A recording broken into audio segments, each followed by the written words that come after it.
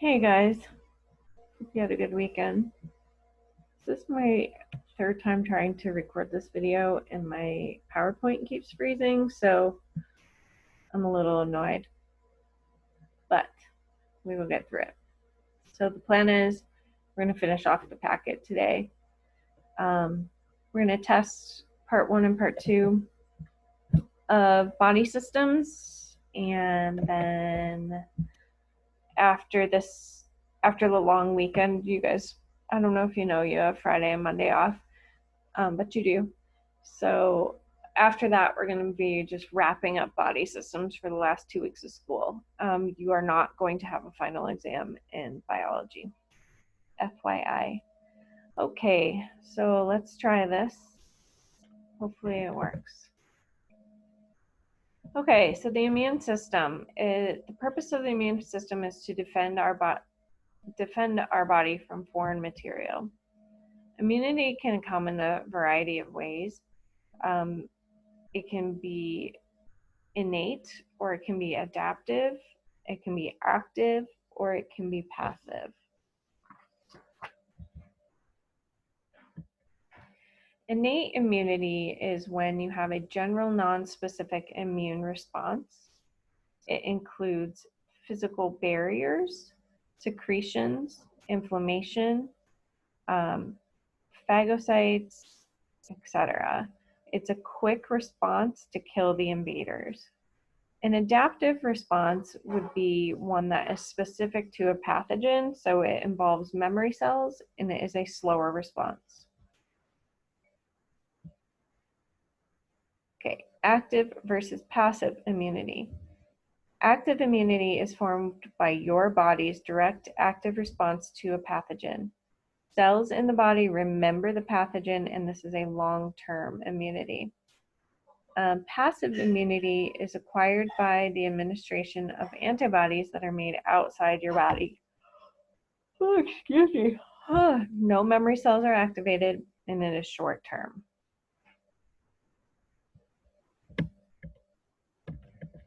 Oh my gosh, it is frozen again.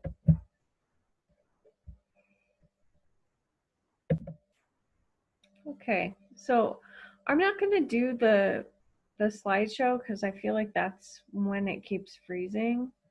So hopefully that's okay with you guys, but I can't handle it freezing for like the 8th time. Okay, so sorry about that. So why do we have an immune system? So we have an immune system to defend from invaders. And invaders come in a variety of forms. They could be viruses, like HIV, flu, cold, measles, chickenpox, bacteria, pneumonia, meningitis, TB, fungi. You could have like a yeast infection, protists. You could get Lyme disease. You guys should be checking for ticks. We found like 5 already. I hate ticks. Cancer cells are abnormal blood cells. Okay, so invaders are recognized by antigens, and those are basically just like a name tag on a cell.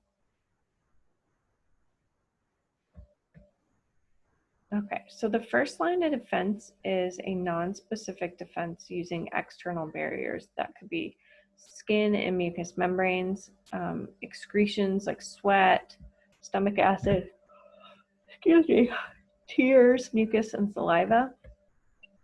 Your second line of defense is a more general defense, using broad range patrols. So that could be, these are your white blood cells.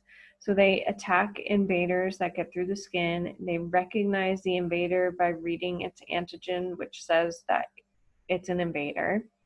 And then cells that do this could be phagocyte cells or macrophages, which are big eaters. So this is a picture of a macrophage eating bacteria. When your body has a fever, that's when the local response is not enough to kill the bacteria or virus. This is a full body response to an infection. It raises body temperature. The higher the temperature helps in defense by slowing growth of germs, helping the macrophages, and speeding up repair of tissue. third line would be lymphocytes. These are specific defense. So they have a specific invader they're looking for and specific antigens they're looking for. So white blood cells that do this are B cells and T cells.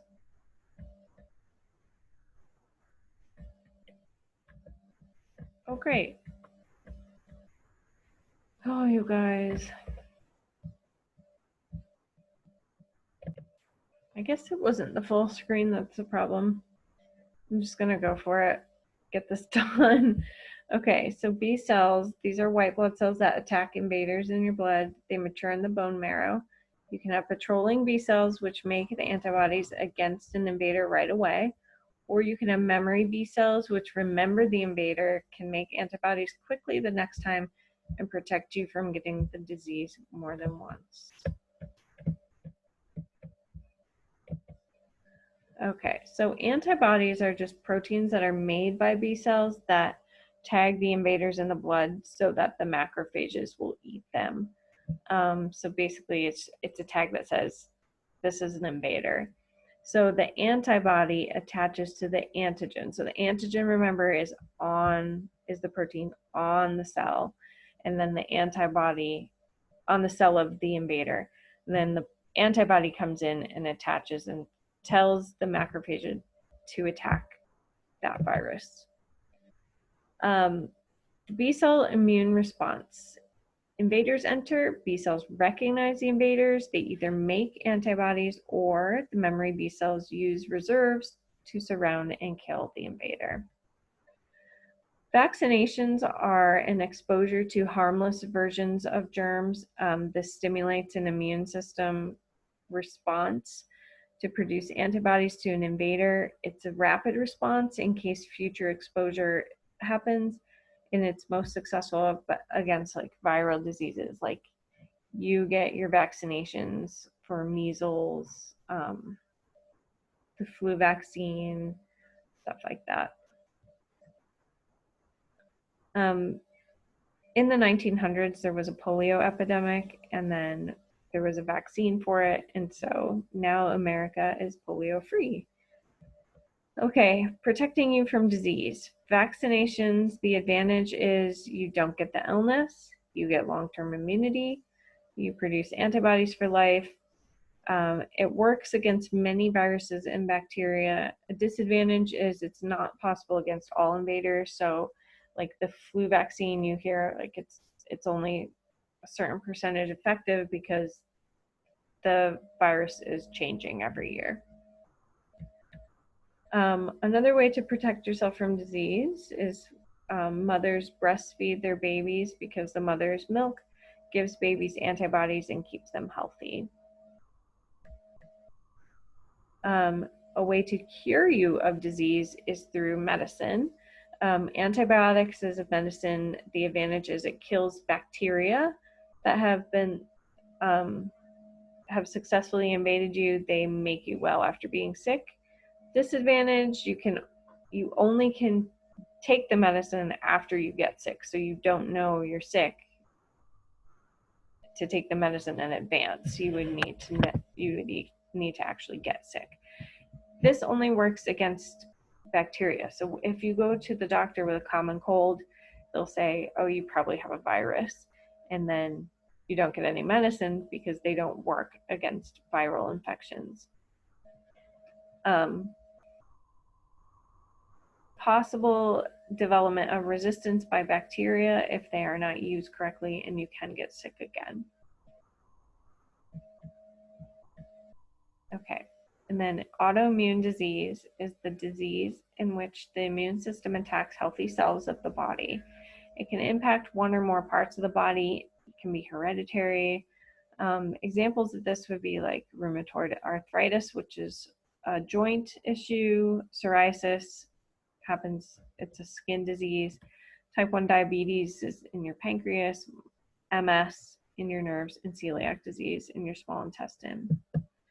And then immune system malfunctions are allergies. So allergies are overreactions to harmless compounds called allergens.